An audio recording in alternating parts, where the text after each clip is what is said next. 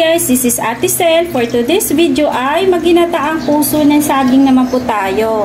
At ito na nga po, bali pakukuluan lang natin itong gata natin guys bago natin ilagay yung mga sangkap natin. Ayan guys, kumulo na yung gata natin, kaya ilalagay na natin yung kamatis, sibuyas at luya.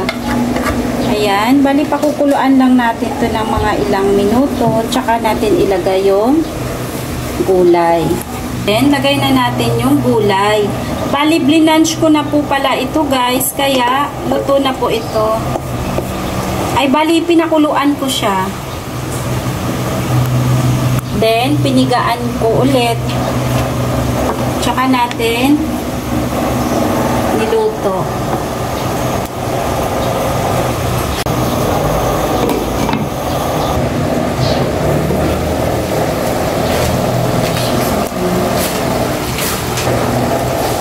Then, lalagay na natin yung hipon. Pwede din po kayo dito guys maglagay ng daing. Pag-bet nyo po yung daing. Pero kami kasi, mas gusto yung mga bata ang hipon.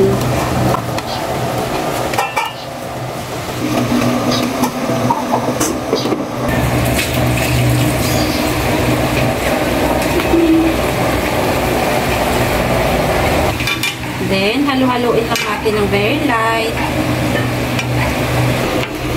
Ayan, parang ang sarap-sarap na niya guys.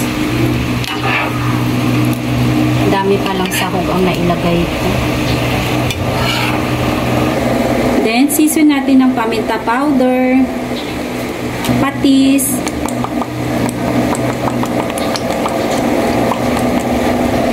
sugar, pambalance ng lasa. Then, halo-haloin lang po natin ng very light para makumbine yung mapapalasang nilagay natin.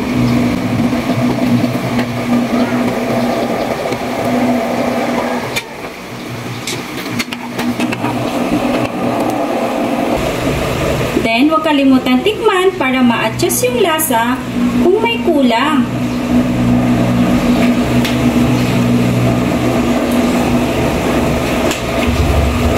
Sarap na po guys. Then, mag-garnish lang tayo dito guys ng chop na siling haba para may kunting anghang.